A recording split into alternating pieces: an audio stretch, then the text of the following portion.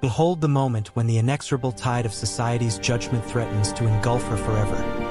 In the opulent grandeur of Harrington House's ballroom, ablaze with crystal chandeliers casting 1,000 fractured luminaries, Miss Alara Voss, clad in a gown of unassuming dove-gray silk, her auburn tresses pinned with austere simplicity, stands upon the precipice of departure, her gloved hand poised to vanish into the shadowed corridor, when suddenly the Dowager Duchess of Ravencrest, resplendent in midnight velvet and ancestral jewels, clasps her fingers with unyielding resolve and declares in a voice that silences the assemblage, "Remain beside my son.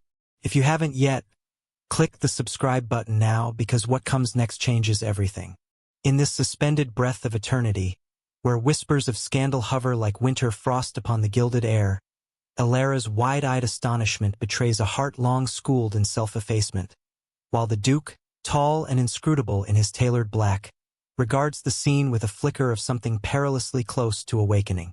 The room holds its collective respiration, for in this singular gesture lies the unraveling of decorum, the defiance of invisible barriers, and the nascent spark of a connection forged not in convenience, but in the profound recognition of shared exile.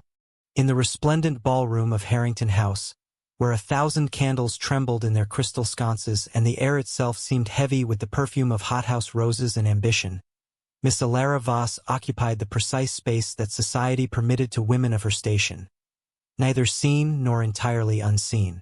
Her gown, a dove-gray silk that caught no light and sought none, had been chosen with the meticulous care of one who understood that ornament was a luxury reserved for the fortunate.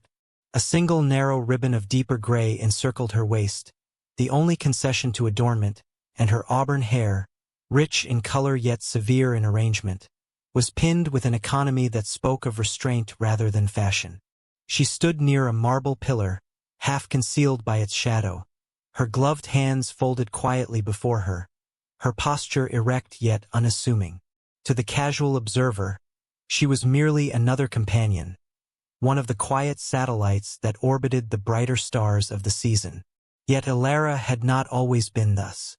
7 years earlier, her father, a respected scholar of moderate means in a quiet county town, had provided her with an education far beyond what her future circumstances would demand. French, Italian, music, history, the classics. Her mother, gentle and accomplished, had spoken often of the day Alara would make her curtsy in London, perhaps even at court. But consumption had taken her mother swiftly, and grief had unsteadied her father's judgment.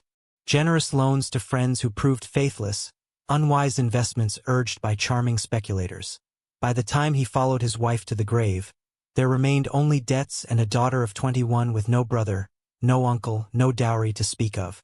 Alara had done what gentlewomen in reduced circumstances must do. She had made herself useful. For 5 years now she had served as companion to Mrs. Langley, a widow of irritable disposition and modest jointure who required constant attendance. Reading aloud from sermons and novels in equal measure, arranging posies, accompanying her to dreary evenings of whist, and, upon rare occasions such as this, to the grand balls of the Tun. Mrs. Langley's invitation to Harrington House had been secured through distant connection rather than prominence, and Alara's presence was tolerated only as the necessary appendage to her employer. Tonight, Mrs. Langley sat among the dowagers near the card room, engaged in a vigorous dissection of the season's marriages with ladies of similar temperament. She had waved Alara away early in the evening with an impatient flick of her fan. "Go, child, stand somewhere you will not be in the way. I may need you later." And so Alara stood. She watched the young ladies in their white and palest pink gowns glide across the floor in the intricate patterns of the quadrille, their laughter bright and careless, their dance cards fluttering with names. She noted how mothers stationed themselves like sentinels, eyes sharp as they calculated the worth of each gentleman who approached their daughters. Every smile granted, every dance accepted, was a coin in the great currency of alliance. Every refusal, every overlooked wallflower, a devaluation. Alara had long since ceased to feel the sting of personal exclusion. At 28, She had passed beyond the age of expectation. She no longer imagined a gentleman bowing before her, no longer permitted herself the indulgence of wondering what it might feel like to be chosen. Instead, she had cultivated a calm detachment, a gentle armor of observation. She could name every debutante on the floor, recount their portions and prospects, predict which matches would be announced by spring.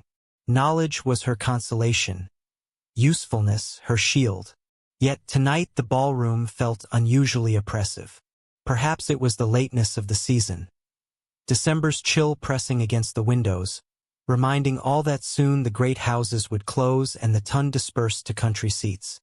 Perhaps it was the particular brilliance of Harrington House, where the chandeliers seemed to burn with a fiercer light, as if determined to expose every shadow. Or perhaps it was simply that Alara was weary, wearier than usual, of the precise arithmetic that governed her existence. She knew her place in that arithmetic to the last decimal. She was neither young enough to excite hope nor old enough to command respect. She possessed neither fortune to tempt nor rank to compel. Her accomplishments were real but irrelevant in a world that valued pedigree above proficiency. She was, in the ruthless ledger of society, a negligible quantity. A footman passed with a tray of champagne. Alara accepted a glass out of politeness, though she drank scarcely a sip. The bubbles rose and vanished, much like aspirations in this room. She returned the glass untouched. Across the floor, Miss Arabella Fairmont, heiress to £30,000 and this season's undisputed diamond, laughed at something said by Lord Peregrine Holt, eldest son of the Marquis of Amberley. Arabella's mother watched with the satisfied air of a general observing a successful campaign. Alara felt no envy, only a distant recognition of the vast gulf between their worlds. A matron in purple satin glanced in Alara's direction, her gaze sliding over her as if she were part of the furniture. The dismissal was not cruel, merely absolute. Alara had grown accustomed to such looks. They no longer wounded. They simply confirmed what she already knew. The orchestra concluded a set. Applause rippled through the room like silk. Couples parted, gentlemen leading ladies back to chaperones.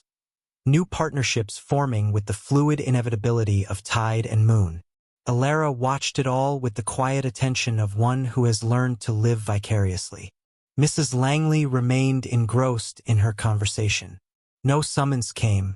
Alara smoothed an invisible wrinkle from her glove. The hour grew late.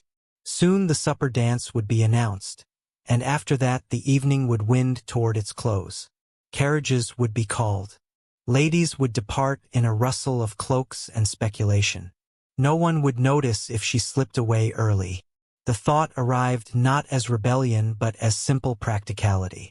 She could retrieve her cloak, summon a hackney, and be back in Mrs. Langley's modest rooms in Bedford Place before her absence was remarked. Her employer would assume she had retired with a headache. Such excuses were commonplace among companions. Alara took one quiet step toward the arched doorway that led to the refreshment corridor and, beyond it, the cloakroom. Another step. The music began again. A lively country dance that set skirts swirling and heels flashing. The bright center of the room drew every eye. No one marked the gray figure detaching itself from the pillar's shadow. She was almost free. One more step, and the cool dimness of the corridor would receive her. The noise and light would recede. She would become, once more, the invisible woman she had trained herself to be. Safe, unseen, alone. Alara's hand had reached the edge of the doorway when destiny, clothed in midnight velvet and ancestral authority, intervened. The orchestra launched into a waltz, and the floor filled with swirling couples, silk and satin catching the light like the wings of exotic birds. Alara remained where she was, a fixed point amid the motion, her back to the pillar as though it alone anchored her to the earth. She had learned, over years of quiet observation, to read the ballroom the way sailors read the sea. By subtle shifts in current, by the set of a sail, by the way light fell upon water. Here the currents were human, alliances forming and dissolving, reputations rising or quietly sinking. And tonight, the tide ran strongly in favor of the bright and the bold. Miss Arabella Fairmont passed close enough that Alara caught the scent of her perfume. Jasmine and something expensively French. Lord Peregrine's hand rested lightly at Arabella's waist. His fair head bent attentively to whatever trifling observation she offered. Arabella's laugh floated back, light and confident, the sound of a woman who had never once doubted her welcome in any room. Alara felt the familiar pressure behind her ribs. Not envy, precisely, but a dull ache of recognition. She knew the mathematics of that laugh. 30,000 pounds, unentailed. Beauty that required no effort.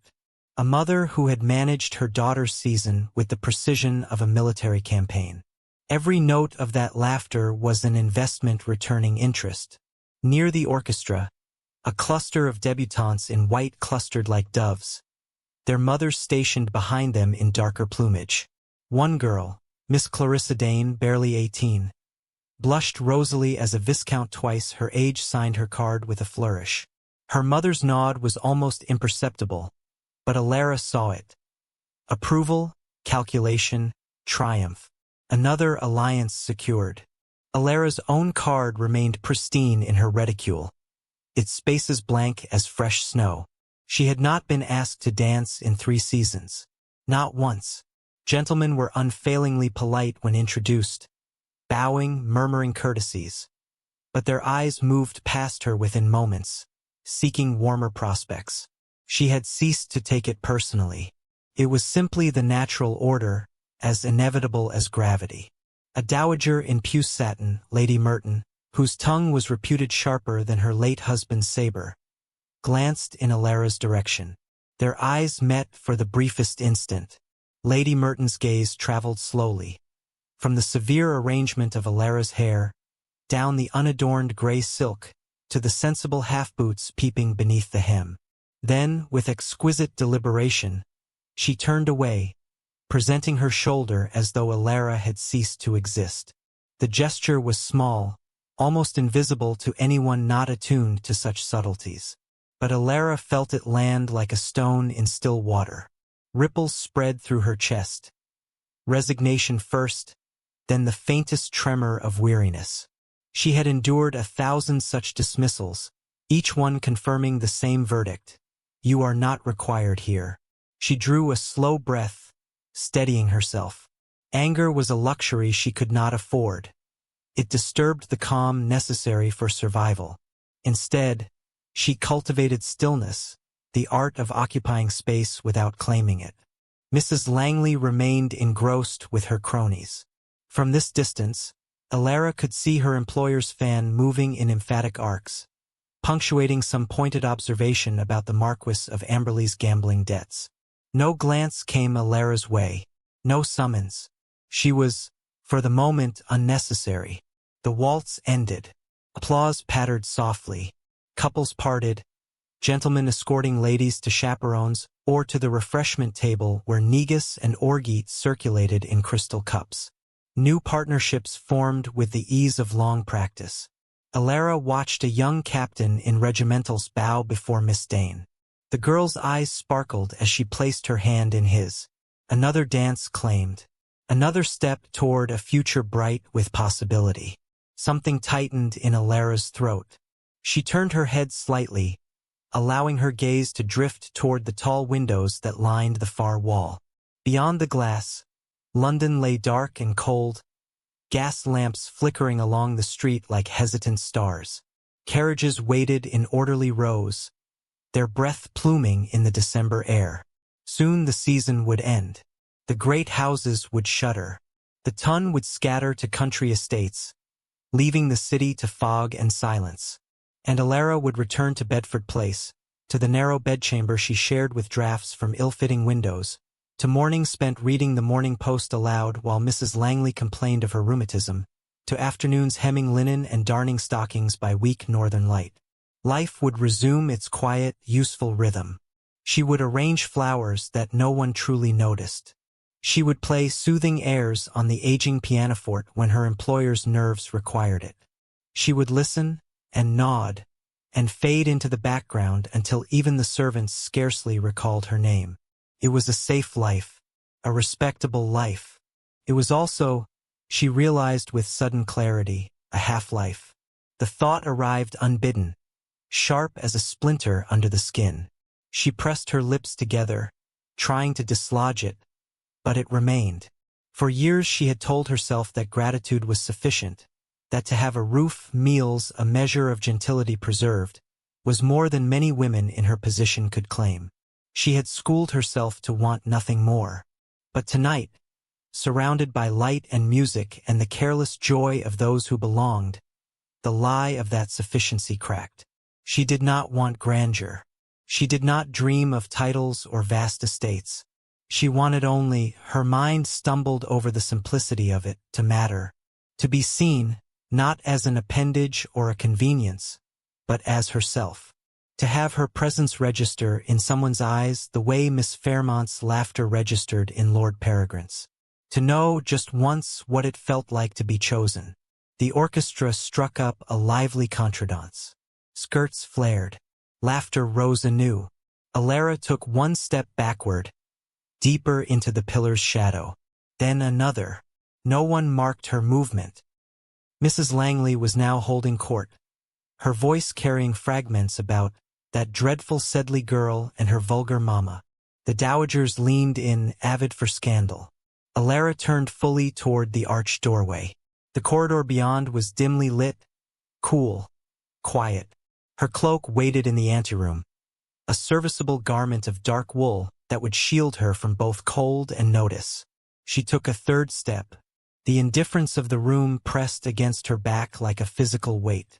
It was not hostility. Hostility would at least acknowledge her existence. This was worse, absolute, effortless erasure. One more step and she would reach the threshold. Her heart beat with unnatural steadiness, as though it too had accepted the inevitability of retreat. She smoothed her glove again, a habitual gesture of composure, and prepared to cross into the shadows where she belonged. In that moment, Alara Voss felt the full, crushing weight of her own invisibility, not as tragedy, but as simple, irrefutable fact. And she almost accepted it forever.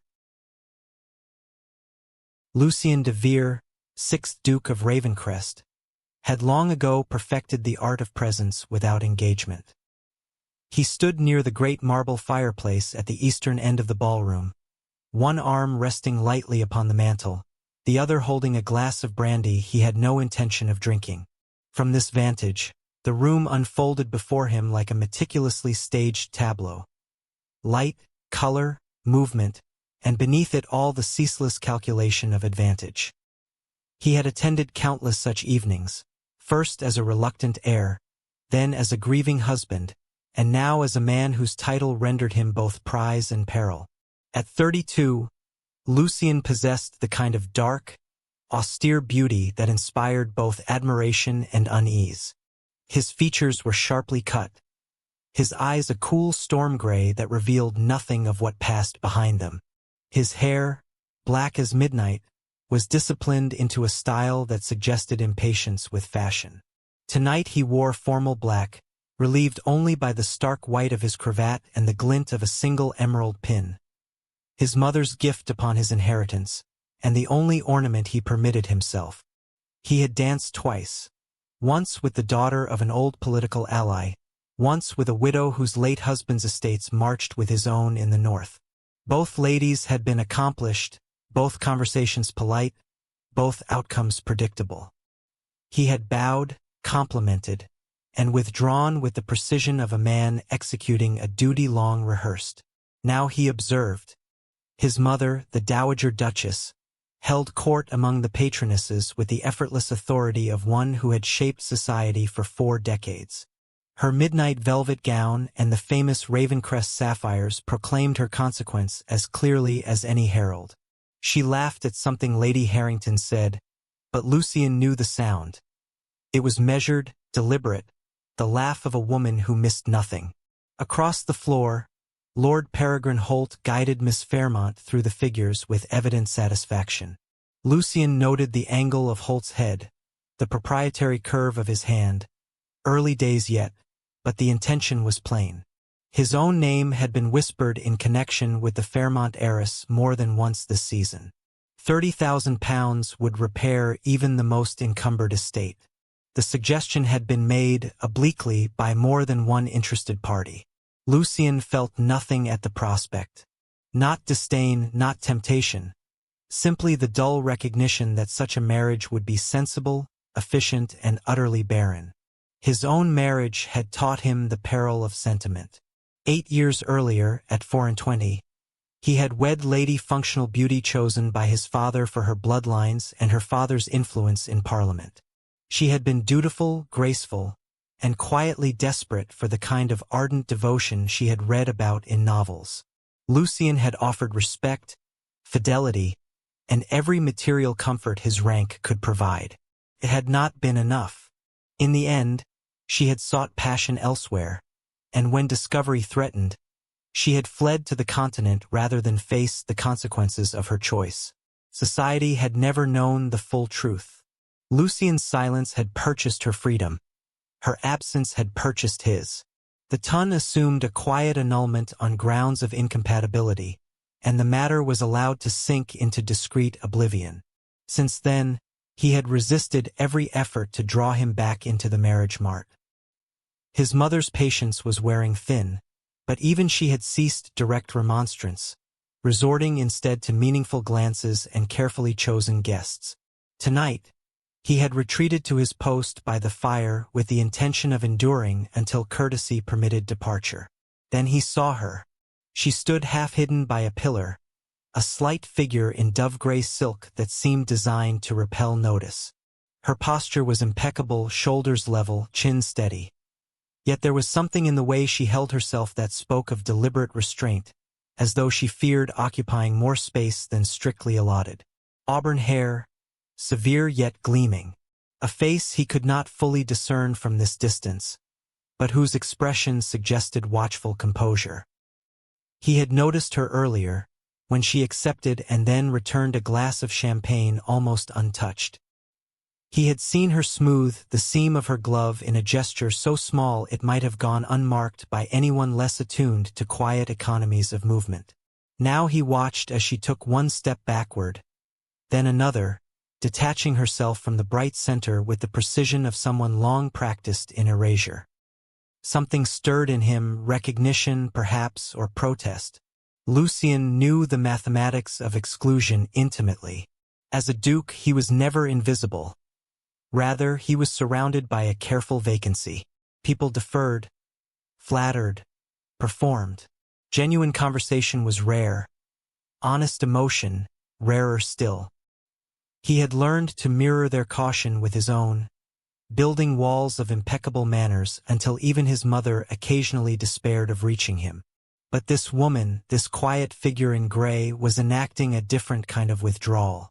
Not the armored reserve of rank, but the shrinking of one who had been taught her presence was an imposition. He watched her turn toward the arched doorway. The orchestra swelled into a new set. Dancers whirled. Laughter rose like bright coins tossed into a fountain. No one marked her departure. Lucien's fingers tightened imperceptibly around the stem of his glass. He had spent years perfecting detachment. He had told himself that the machinery of society, its alliances, its exclusions, its relentless sorting of wheat from chaff, was none of his concern beyond what duty demanded.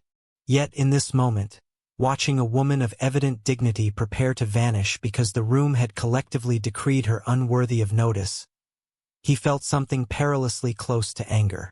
Not on her behalf alone, on his own, for he recognized, with sudden and unwelcome clarity, the same careful diminishment in himself.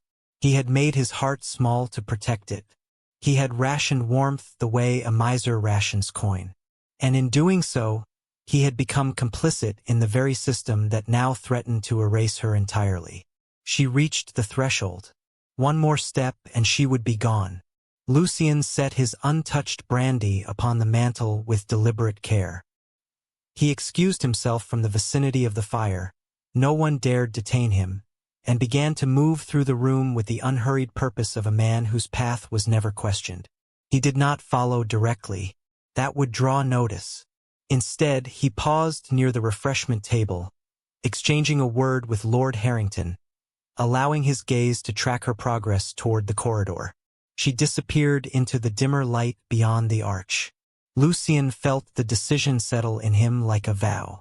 He had no notion of her name, her history, her circumstances. He knew only that in a ballroom brilliant with privilege and performance, she had chosen invisibility, and that choice resonated with his own long isolation in a way he could not yet name. He moved toward the corridor. Behind him, the music continued, the dancers spun. The season marched inexorably toward its calculated conclusions. Ahead, in the quiet shadows, waited something unforeseen. Lucien de Vere, Duke of Ravencrest, who had long believed himself beyond surprise, followed the woman in gray, not as rescuer, not yet as suitor, but as one exile recognizing another across a crowded wasteland. And in that recognition lay the first crack in the armor he had worn for nearly a decade. The corridor beyond the ballroom was a different world. Cooler, quieter, lit only by a scattering of wall sconces whose flames guttered in the draught from ill-fitting windows. Elara's footsteps made scarcely a sound on the turkey runner as she moved toward the anteroom where cloaks and pelisses hung in orderly rows under the supervision of a vigilant maid. She gave her name softly. The maid located the plain dark wool cloak without difficulty. Few garments were so unremarkable, and held it while Elara fastened it at her throat. Her hands were steady, but inside her gloves her fingers felt cold. She thanked the girl, turned toward the side door that led to the servants' stair, and prepared to summon a hackney from the rank in the mews. Mississippi, the single word, spoken in a deep, quiet voice that carried the unmistakable weight of command tempered by perfect civility, arrested her as surely as a hand upon her arm. Elara turned.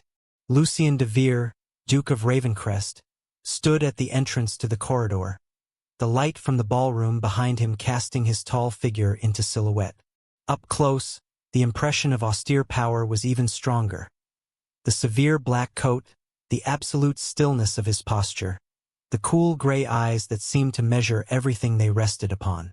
She dipped into a curtsy at once, deeper than propriety required of a mere companion, but instinct warned her that this man was not accustomed to anything less than full deference. "Your Grace," she said, her voice steady though her heart had begun to beat with unnatural force. He inclined his head, the movement precise. "Forgive the intrusion. I observed that you were leaving."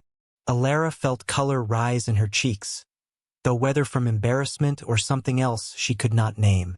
"Mrs. Langley has no further need of me this evening, Your Grace. I thought it best not to encumber the festivities." A faint line appeared between his brows. Not displeasure, but something closer to disagreement. "Encumber?" he repeated, as though tasting the word and finding it distasteful. "I had formed the opinion that the festivities were encumbering you." The directness took her breath. No gentleman had ever addressed her with such unvarnished observation. She sought a polite deflection and found none ready. "I assure your Grace that I am quite content." "Are you?" he interrupted quietly. Because from the ballroom it appeared otherwise. Silence stretched between them, thin and dangerous. Elara felt the corridor's chill seep through her cloak. She lifted her chin a fraction, summoning the composure that had served her these many years. "With respect, Your Grace, my contentment or lack of it is scarcely material. I am a companion. My role is to serve, not to be served." Something flickered in his eyes, recognition, perhaps, or reluctant admiration. "And yet," he said, "I find myself unwilling to allow you to disappear simply because the room has failed to notice you." He extended his hand, palm up, in a gesture that was neither command nor plea, but something perilously between the two. "Come back." Elara stared at the offered hand. Strong, ungloved, the signet ring of Ravencrest glinting faintly, as though it were an apparition. No one had offered her such a hand in years. Certainly no duke. Your Grace, She stopped, aware that any protest would sound like false modesty. It is kind, but unnecessary. I have no wish to occasion talk. Talk will happen regardless, he said, a trace of dryness entering his tone. It always does. The only question is what story it will tell. She hesitated one heartbeat longer, then placed her gloved fingers in his. His grasp closed firm, warm, steady, and she felt the tremor that ran through her own hand as though it belonged to someone else. He led her back toward the ballroom.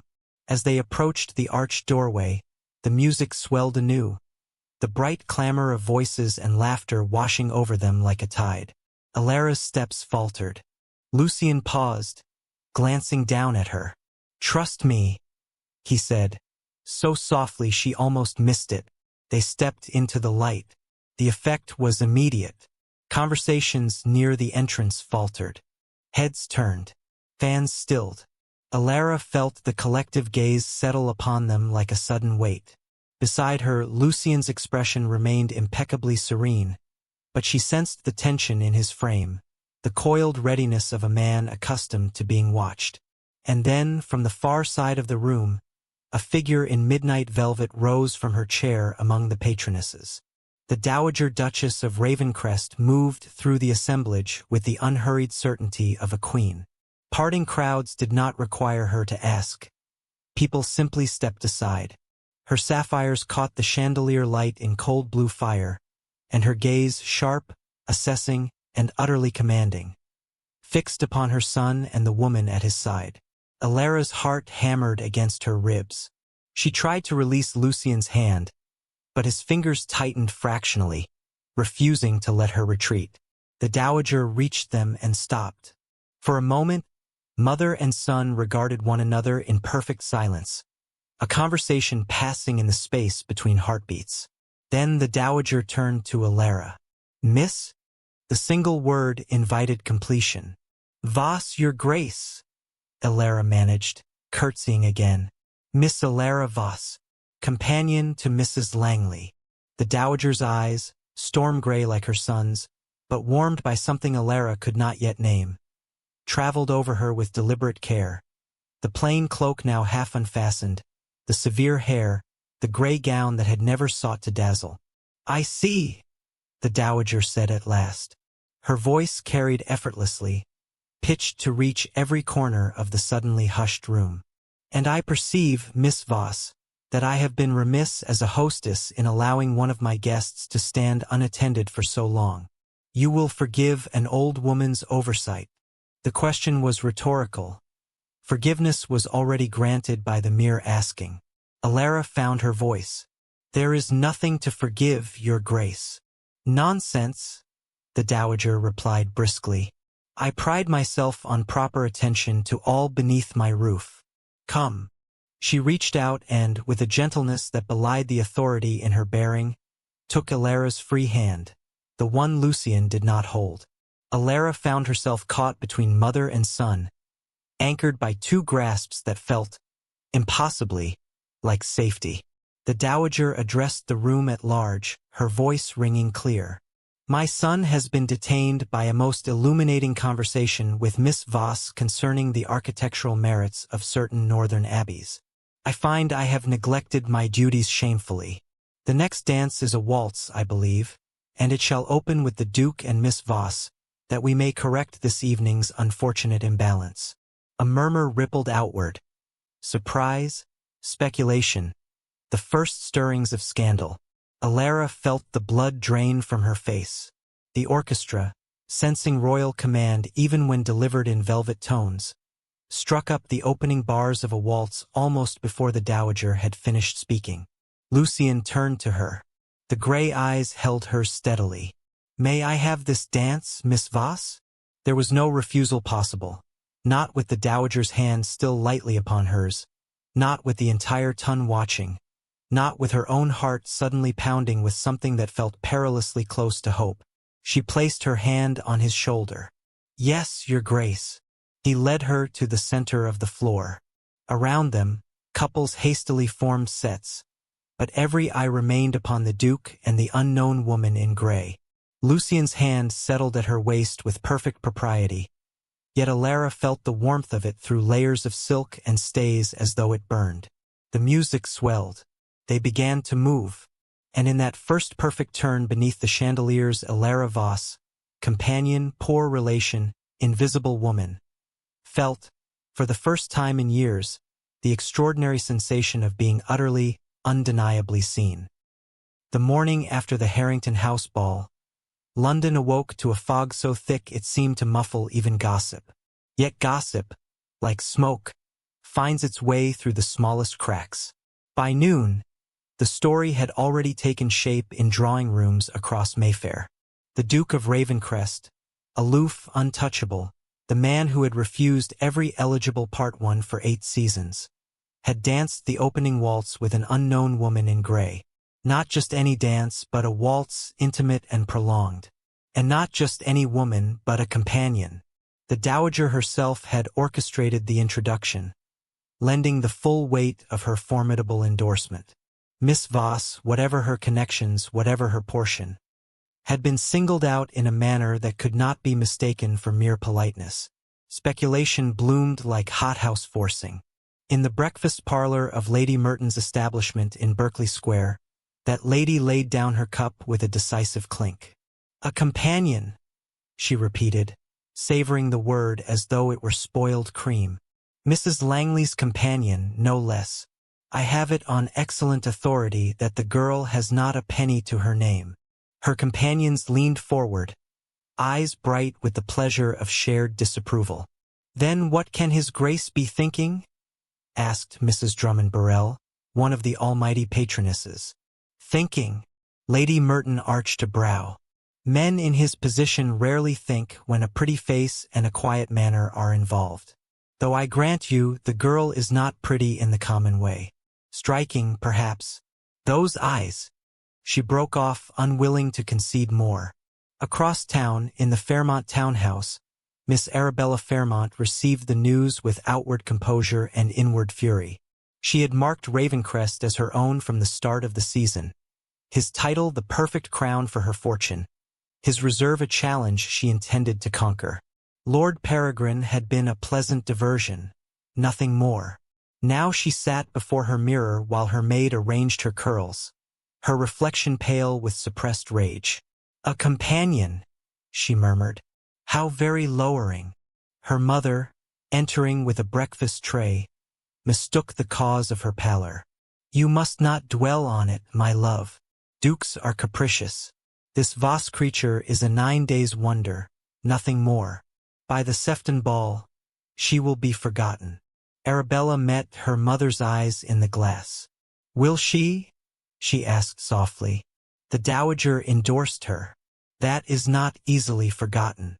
Meanwhile, in the modest rooms in Bedford Place, Alara Voss sat at the small secretaire in Mrs. Langley's parlor, her hands folded in her lap, trying to steady her breathing.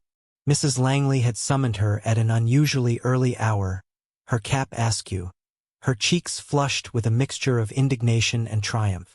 "Well, miss," she had exclaimed upon Alara's entrance, "you have contrived to make yourself the talk of the town without a word to me.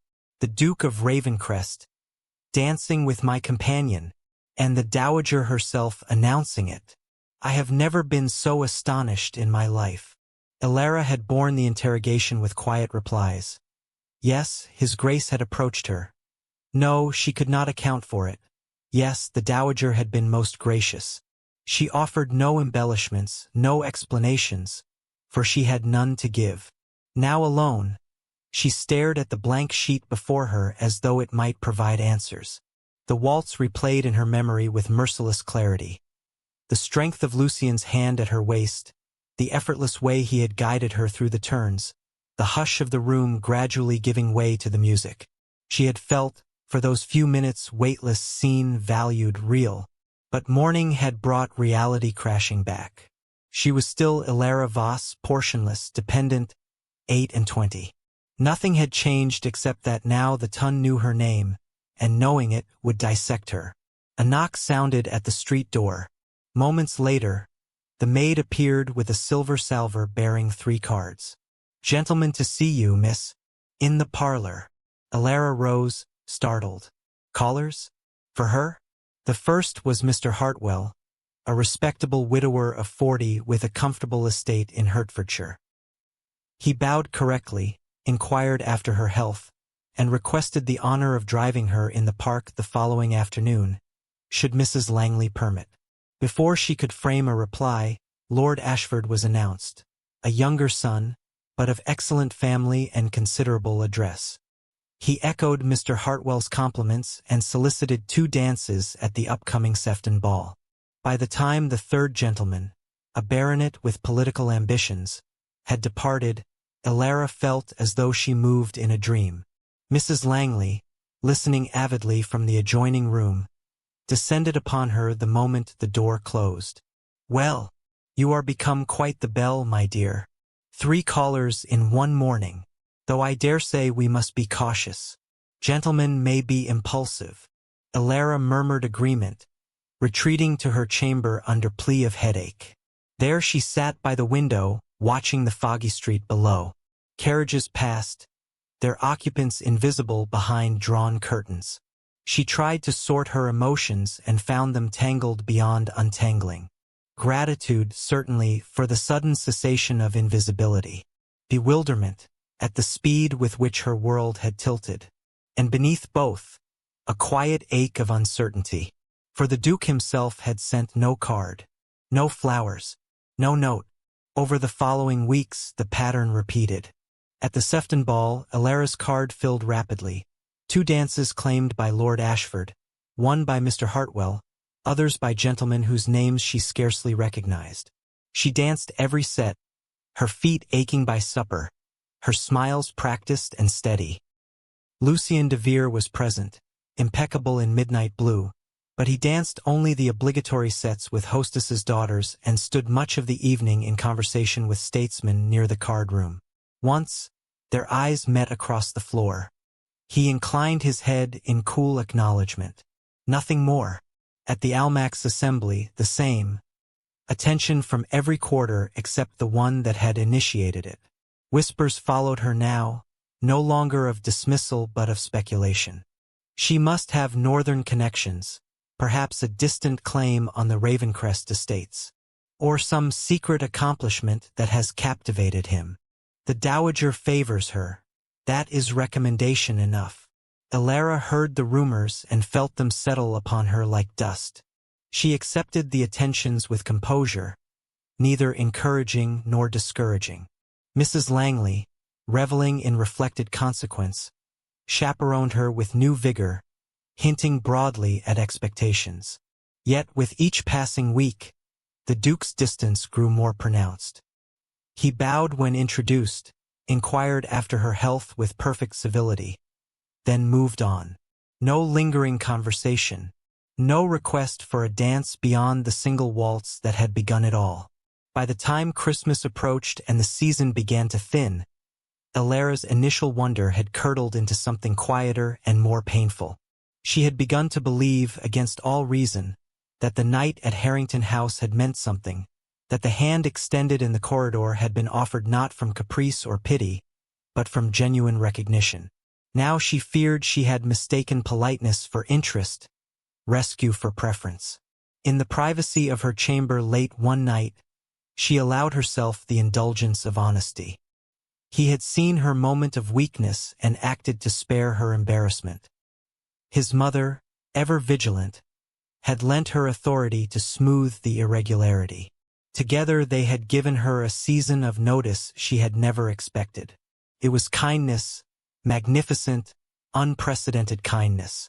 But it was not courtship, and Alara Voss, who had learned long ago to want little, now discovered the peril of wanting more. As the new year loomed and snow began to dust the London streets, she resolved to school her heart back into its old habits of restraint. Visibility, it seemed, was a fleeting gift. She would cherish the memory and ask for nothing further. Yet in the great house in Grosvenor Square, Lucien de Vere stood at his library window watching the same snowfall, his thoughts far from settled. He had maintained distance with deliberate care, allowing speculation to grow, allowing other men to show their hands, watching to see whether Ilara Voss would be swayed by sudden flattery or remain the woman he had glimpsed in the corridor. Steady, dignified, true. She had not disappointed him. But the time for distance was ending. Christmas was coming, and with it a reckoning. Snow fell softly over London on Christmas Eve, blanketing the city in a hush that felt almost merciful. In the modest rooms in Bedford Place, the fire burned low, and Ilara Voss sat alone by the window, a half-mended stocking forgotten in her lap. Mrs. Langley had retired early, complaining of a chill and the excitement of the season's unexpected triumphs. "We shall have invitations into January, mark my words," she had declared before taking her posset and retreating. "You have done very well for us, my dear." Ilara had smiled the required smile and murmured agreement. But once the house settled into silence, the smile slipped away like a mask no longer needed. Outside, the street lamps glowed faintly through the falling flakes, their light diffused into soft halos. A carriage passed, its wheels muffled, the horse's breath pluming white. Somewhere a church bell told the hour 9, perhaps 10. Time had lost its edges. She rose and lit a single additional candle, then returned to her seat. The flame trembled, casting long shadows across the worn turkey rug. In its wavering light, she allowed herself to examine the truth she had kept carefully folded away these past weeks. The wonder of Harrington House had faded like a dream upon waking. She had danced at every assembly since. Gentlemen had sought her company in the park, sent posies of hothouse violets, requested dances at Almack's with an eagerness that still astonished her. Lord Ashford had called thrice more, bringing books of poetry and speaking of his estate in Derbyshire with the cautious optimism of a man testing the ground. Mr. Hartwell had invited her to the opera, his manner kind and undemanding. Even the baronet had persisted, hinting at political dinners where a sensible wife might shine. She had accepted the attentions with composure, neither encouraging nor rebuffing. Mrs. Langley approved them all, calculating portions and prospects with the glee of a general reviewing troops. Yet none of it touched the quiet hollow at the center of her chest, because the Duke of Ravencrest remained distant. He attended the same gatherings.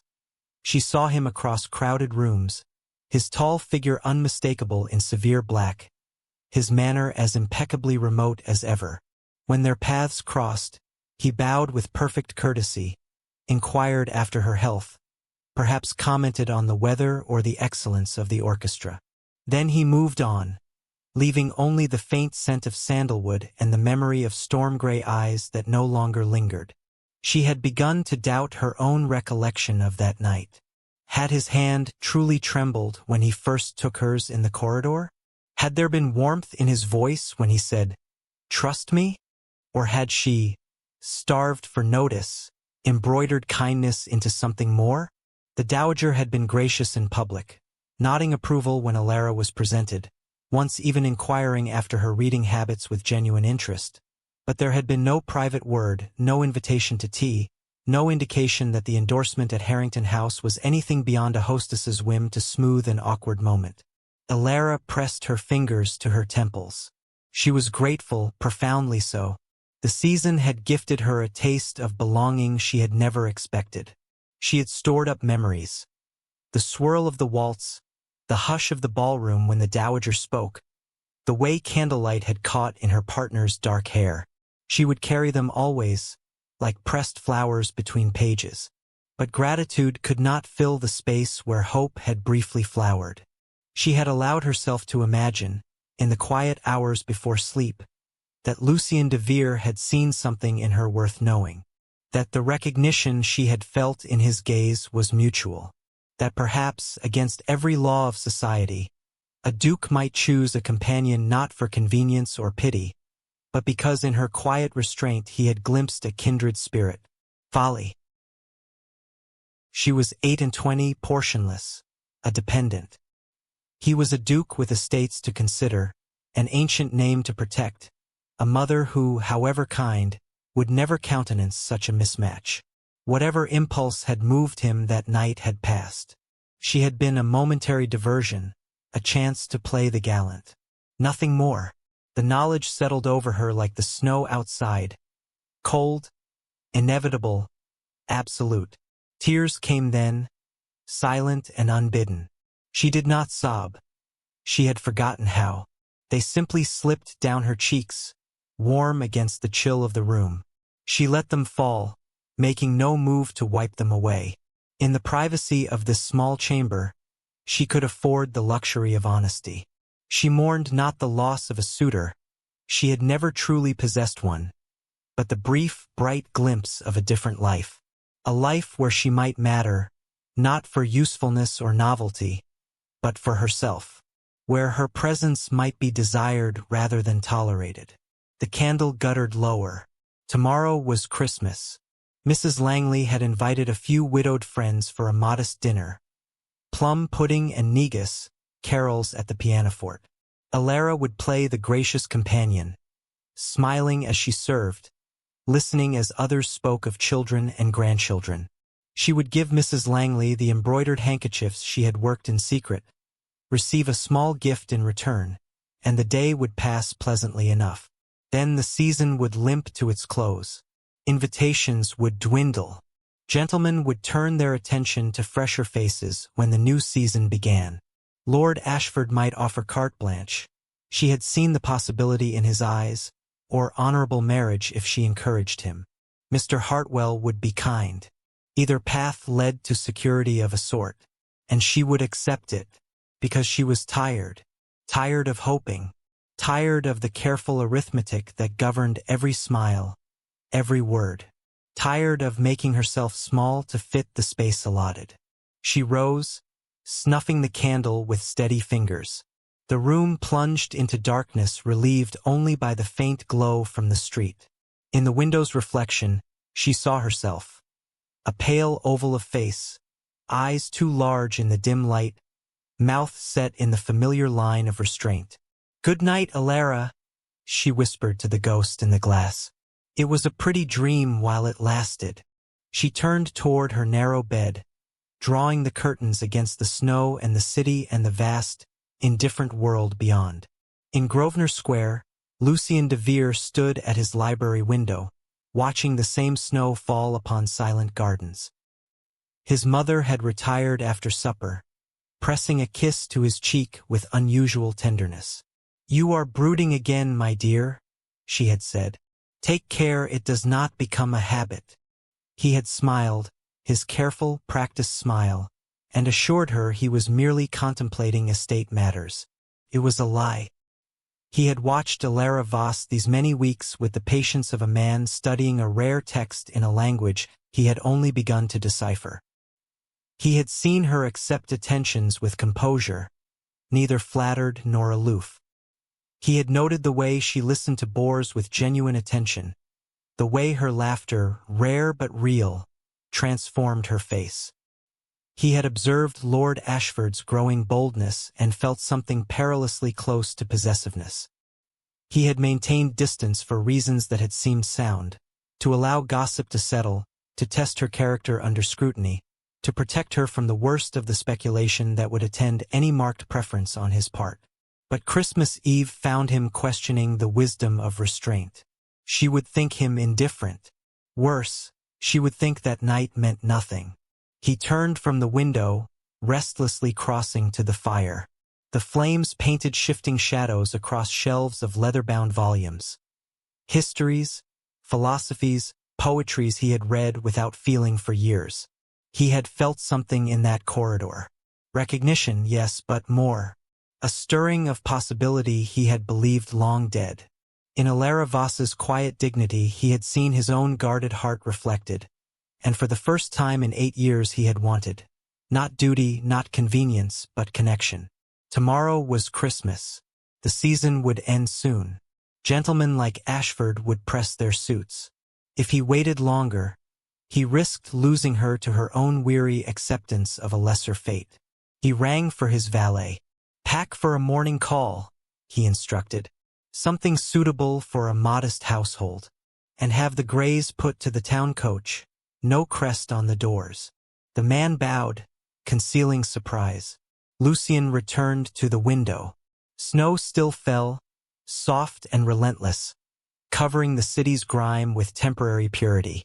In Bedford Place, Alara slept at last, dreaming of gray silk and candlelight and a hand extended in the darkness. She did not yet know that the lowest eclipse was nearly past. That sometimes, when hope seems most extinguished, it is only waiting for the turn of the earth to bring the light again. Christmas morning dawned pale and bright, the snow having ceased in the night to leave London wrapped in pristine stillness. In Bedford Place, the modest household stirred late, Mrs. Langley indulging in the rare luxury of breakfast in bed, the servants moving with the subdued cheer of those who had received their holiday boxes. Alara rose early, as was her habit. She dressed in her best morning gown, soft dove gray again, but freshly pressed, and descended to the parlor to arrange the small evergreen boughs she had purchased the day before. Their sharp scent filled the room, mingling with the warmth of the newly laid fire. She placed Mrs. Langley's gift upon the table, a set of lace-trimmed handkerchiefs worked in delicate forget-me-nots, and set about preparing tea. The bell sounded just as the clock struck 10. The maid appeared, eyes wide. "A gentleman, miss, His Grace of Ravencrest. He asks particularly for Miss Voss." Alara's hands stilled upon the teapot. For a moment the room seemed to tilt, the familiar walls receding as they had once before beneath chandelier light. She drew a steadying breath. "Show His Grace in." Lucien entered with the quiet authority that seemed innate to him, removing his greatcoat and hat to reveal morning dress of impeccable severity. Dark blue coat, pale waistcoat, trousers rather than breeches in deference to the informality of the day. Snow crystals clung to his dark hair and melted swiftly in the parlor's warmth. He bowed.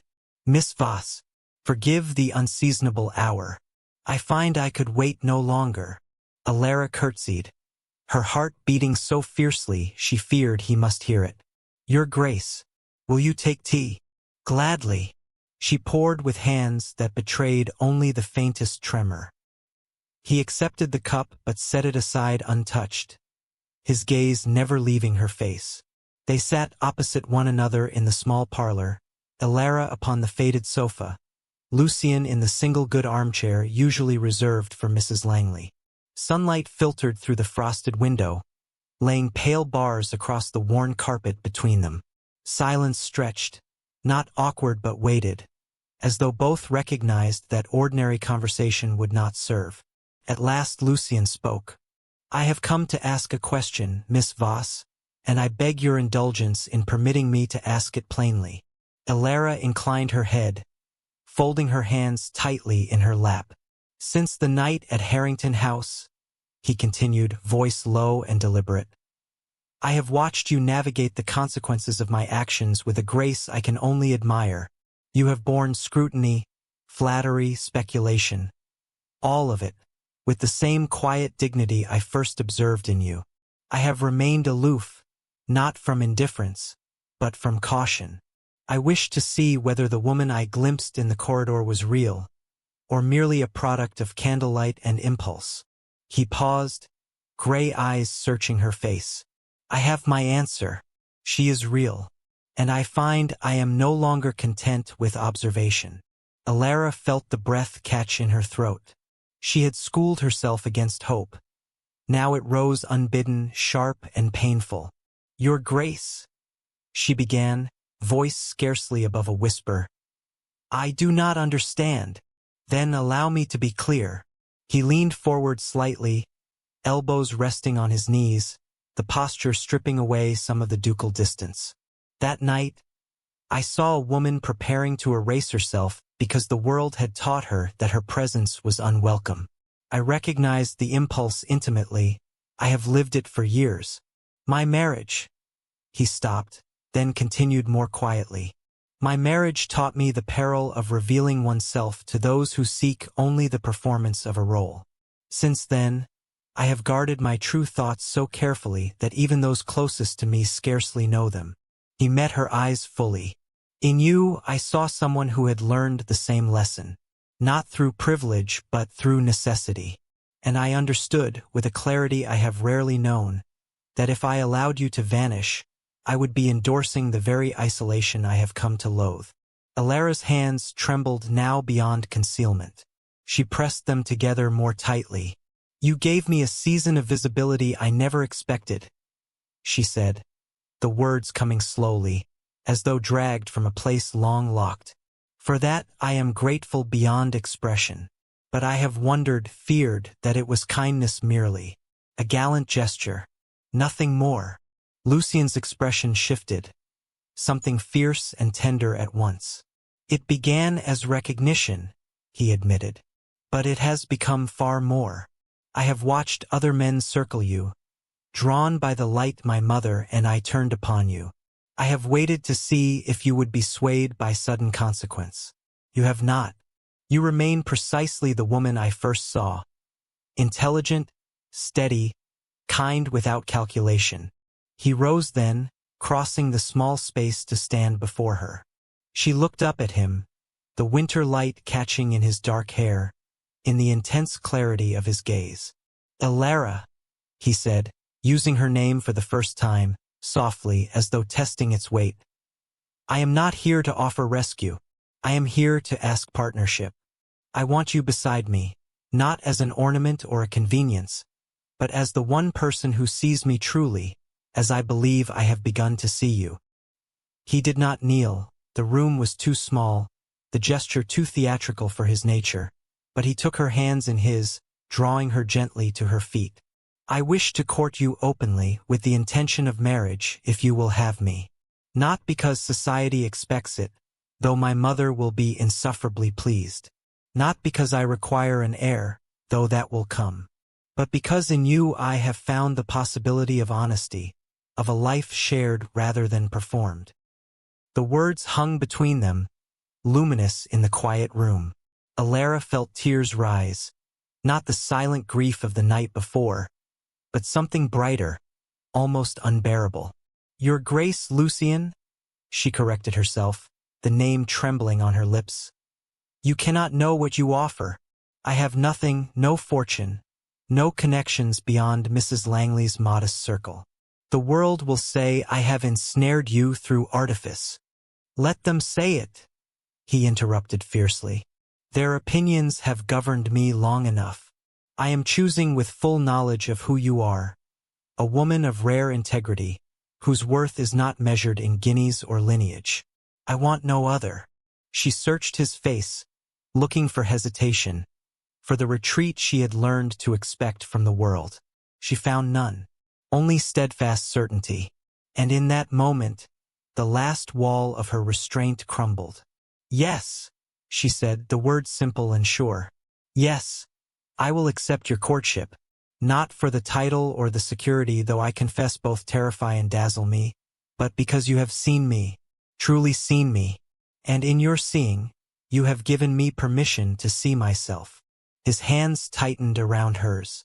For the first time, the austere lines of his face softened into something approaching wonder.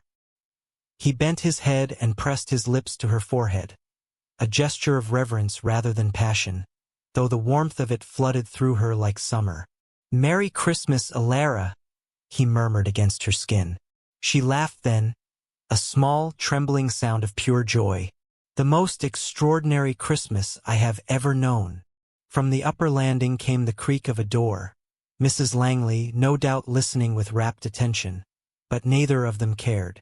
Outside, snow began to fall again, soft and silent. Inside, two people who had long made themselves small began, tentatively, to unfold into the full measure of their worth. The reckoning was complete. What remained was the courageous work of becoming. The words hung in the sunlit parlor like a vow newly spoken into existence. Yes. Alara watched Lucien's face as the single syllable settled between them. The austere lines softened further. The storm-gray eyes, so long guarded, kindled with something fierce and luminous. He drew her closer, not with the dramatic flourish of a novel, but with the quiet inevitability of a man who had finally permitted himself to reach for what he wanted. His arms came around her gently, as though she were something precious and breakable, yet the embrace itself was steady, certain. She rested her cheek against his waistcoat, hearing the strong, rapid beat of his heart beneath layers of superfine and linen. For the first time in years, she allowed herself to lean, truly lean, into another's strength. If you haven't subscribed yet, do it now, because from this moment on, nothing in this story remains the same. He drew back only far enough to look at her. One hand rose to trace the line of her cheek with a touch so light it might have been imagination. "Ilara," he said again, and the name in his voice, low, reverent, sent warmth spiraling through her. "I have imagined this moment 100 times since Christmas Eve, and still I find myself unprepared." She laughed softly, the sound trembling with unshed tears of joy. "I ceased imagining it altogether, for fear of the pain when it proved illusion." "No illusion," he murmured. "Only truth, belatedly spoken." He bent his head then and kissed her. Not the chaste salute to her forehead, but a true kiss, slow and deliberate, as though he wished to seal the promise with something deeper than words. Ilara's hands rose to his shoulders, fingers curling into the fabric of his coat. She answered him with the same careful honesty, learning the shape of hope made tangible. When they parted, foreheads still touching, the room seemed brighter, the winter sun gilding the edges of everything. From the staircase came an audible creak, followed by the hasty retreat of slippered feet.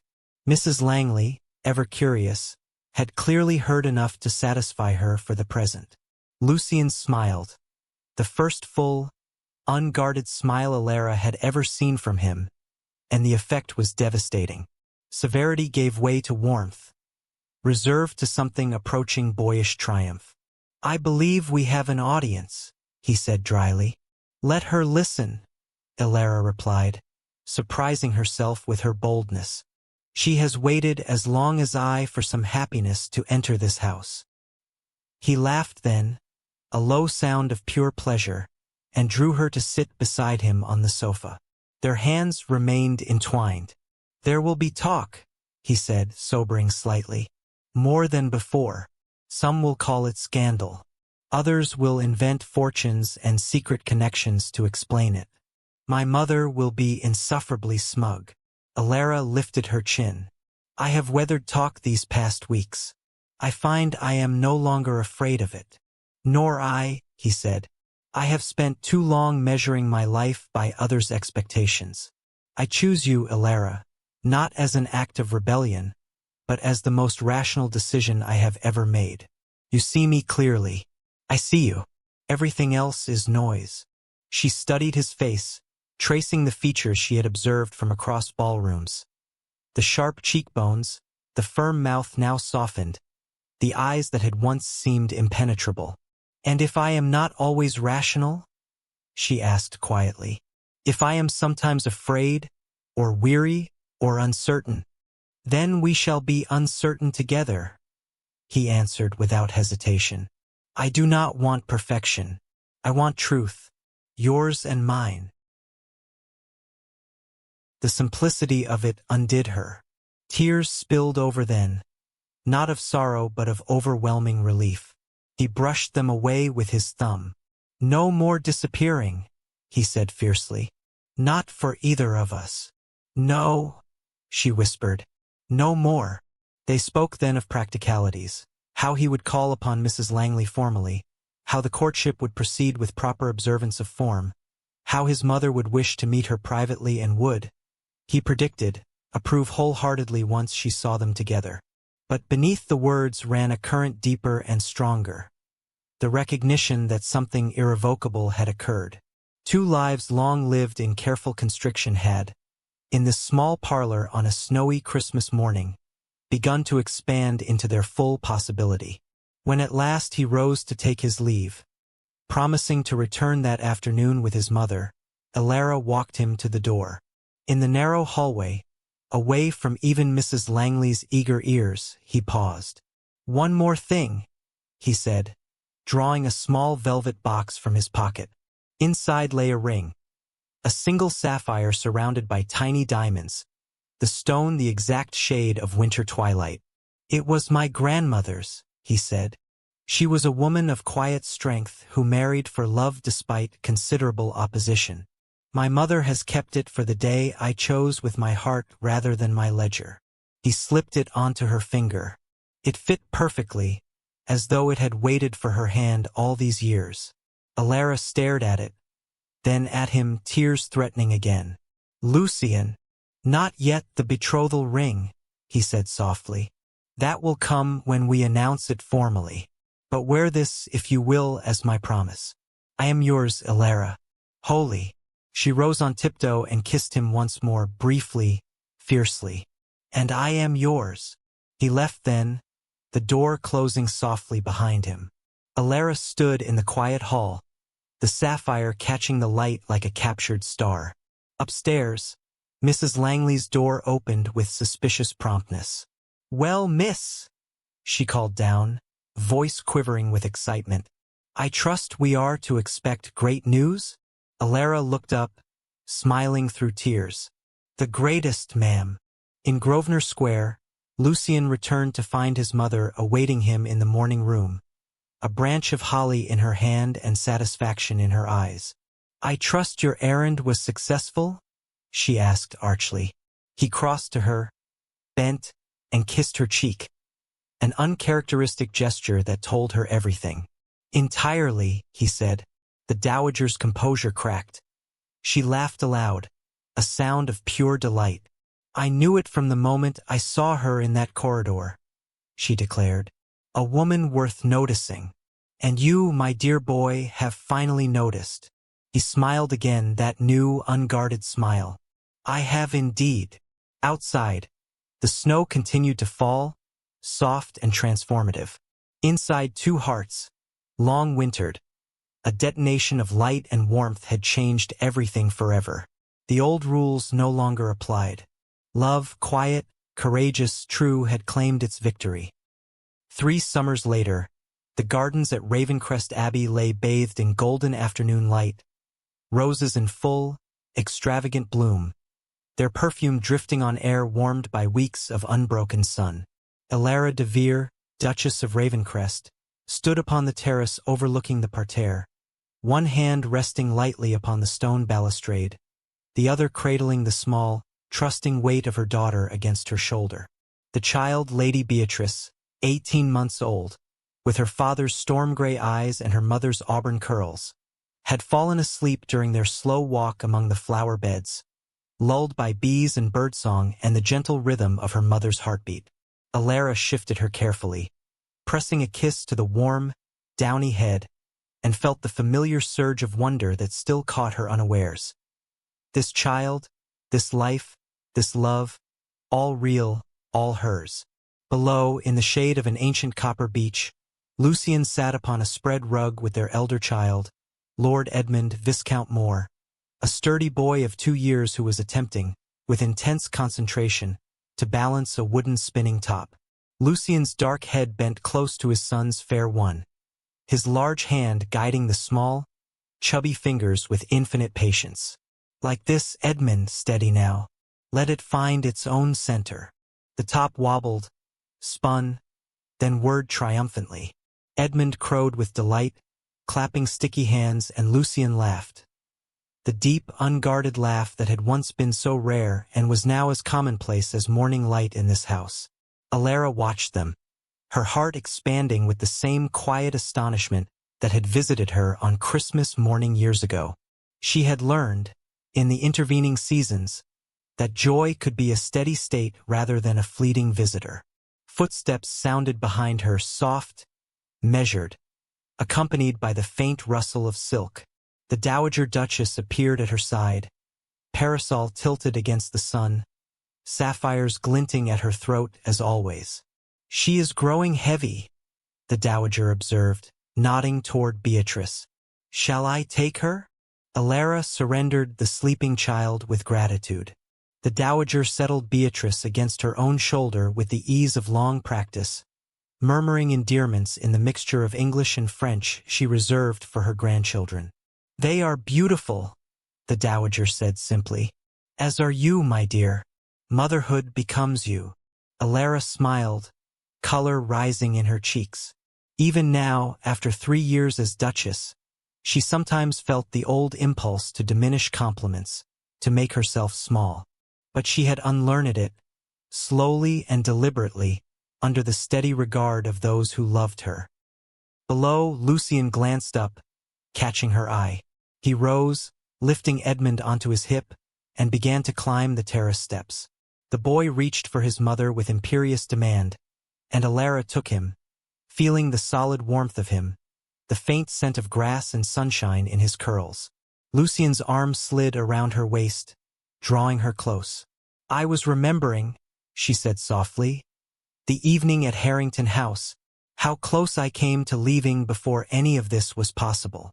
He pressed his lips to her temple. "I would have found you," he murmured, "in some library or some quiet assembly, or walking in the park on a winter morning. I believe that now. Some paths are meant to converge." Edmund wriggled to be set down, and Lucien obliged, watching indulgently as the boy toddled toward his grandmother and sleeping sister. The dowager met Alara's gaze over the children's heads, her eyes bright with satisfaction. "I knew," she said, "not for the first time. The moment I saw you in that corridor, gray gown, chin high, preparing to vanish, I knew you were the one who could reach him. Quiet strength recognizes its own." Alara laughed, the sound light and free. "You orchestrated it shamelessly." "I merely corrected an oversight," the dowager replied with mock primness, "and claimed the credit I was due." They stood together in companionable silence, watching the children. Servants moved about the lower lawn preparing for the evening's festivities. A small wedding anniversary celebration for tenants and neighbors. Nothing grand, but warm and genuine, the way Alara preferred. Society had long since adjusted its narrative. The whispers of scandal had faded into acceptance, then into admiration. The Duchess of Ravencrest was known now not for her lack of fortune but for her quiet authority. The schools she had founded in the northern villages, the refuges for women in distress she supported in London, the way she listened, truly listened, to petitioners who came to her husband's estate offices. And the Duke, once considered cold and inaccessible, was spoken of as a man transformed by happiness. Fair in his judgments, generous in his patronage, devoted to his family in a manner that made cynics reconsider their cynicism. Some still marveled that he had chosen a companion with neither rank nor portion. Most had come to see what the dowager had seen from the beginning, that Alara's worth lay not in what she brought, but in who she was. Lucien's hand tightened at Alara's waist. "Do you ever regret it?" he asked quietly. "The noise, the scrutiny, the weight of all this?" His gesture encompassed the abbey, the gardens, the title. She turned to him, searching his face with the freedom she had earned. "Never," she said, "because it brought me you, and them, and this." She laid her free hand over his heart. "I was invisible once. Now I am seen by you, by our children, by myself. That is worth everything." He bent to kiss her, slowly, thoroughly, heedless of the dowager's amused glance. Edmund chose that moment to tug at his father's coat, demanding attention, and Beatrice stirred in her grandmother's arms with a small, sleepy sound. The family gathered close, 5 hearts beating in easy harmony beneath the summer sun. Later, when the guests arrived and lanterns were lit among the roses, when music drifted across the lawn and laughter rose like birdsong, Alara stood a moment apart, watching it all. She thought of the woman she had been, careful, diminished, resigned to the margins. She thought of the hand extended in a dim corridor, and the hand that had seized hers with fierce kindness, refusing to let her disappear. And she understood, with the clarity of a heart made whole, that worthiness had never been something to earn or prove. It had been hers all along, waiting only to be claimed. The music swelled. Lucien appeared at her side, offering his arm. "Shall we dance, Your Grace?" She placed her hand in his, the sapphire on her finger catching the lantern light. "With pleasure, my love." They moved together onto the lawn, among their guests, beneath the vast and starlit sky.